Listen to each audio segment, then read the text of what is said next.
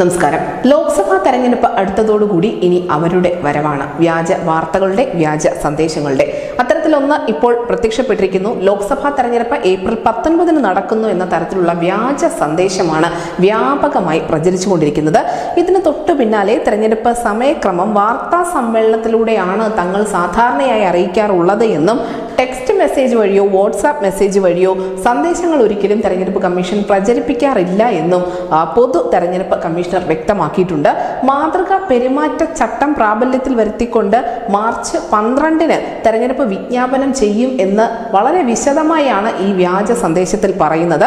നാമനിർദ്ദേശ പത്രിക സമർപ്പിക്കാനുള്ള തീയതി പോലും കൃത്യമായി പറഞ്ഞിരിക്കുന്നു. ആ തീയതി മാർച്ച് 28 വോട്ടെടുപ്പ് തീയതി ഏപ്രിൽ 19 ഫലപ്രഖ്യാപനം മെയ് 22 ഉണ്ടാകുമെന്ന് ഒക്കെ അവകാശപ്പെട്ടുകൊണ്ട് വളരെ വിശദമായ രീതിയിൽ തന്നെയാണ് ഈ വ്യാജ സന്ദേശം അടച്ചുവിട്ടിരിക്കുന്നത്.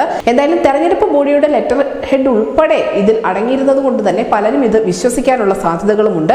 പൊതു തെരഞ്ഞെടുപ്പ് എങ്ങനെ ഒറ്റഘട്ടമായി നടത്തും എന്ന് കുറച്ചെങ്കിലും ലോജിക്കായി ചിന്തിച്ചവർക്ക് മാത്രമേ ഇതൊരു വ്യാജ സന്ദേശമാണ് എന്ന് മനസ്സിലാക്കാൻ സാധിക്കുകയുള്ളൂ.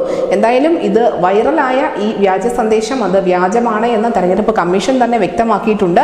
ഇതുവരെയും തങ്ങൾ തീയതിയൊന്നും പ്രഖ്യാപിച്ചിട്ടില്ല എന്ന് അവരുടെ ഔദ്യോഗിക എക്സ് പ്ലാറ്റ്ഫോമിലൂടെ തെരഞ്ഞെടുപ്പ് കമ്മീഷൻ വ്യക്തമാക്കിയിട്ടുമുണ്ട്. എന്തായാലും ആളുകൾ ഇത്തരം സന്ദേശങ്ങൾ ഫോർവേഡ് ചെയ്യുന്നതിന് തൊട്ട് മുൻപ് വസ്തുതകൾ പരിശോധിച്ച് ഉറപ്പുവരുത്തണം എന്നുള്ള ഒരു അപേക്ഷ കൂടി തെരഞ്ഞെടുപ്പ് കമ്മീഷൻ മുന്നോട്ട് വെക്കുന്നുണ്ട്.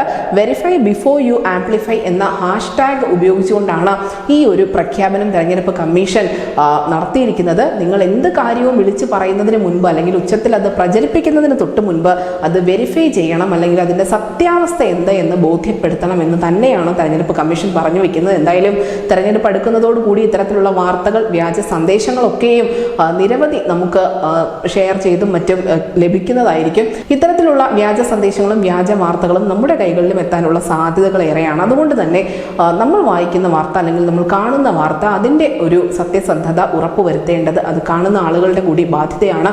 ഇതുതന്നെയാണ് തെരഞ്ഞെടുപ്പ് commission verify before you amplify എന്ന ഹാഷ്ടാഗിലൂടെ ഉദ്ദേശിക്കുന്നത്. News desk east Malayalam.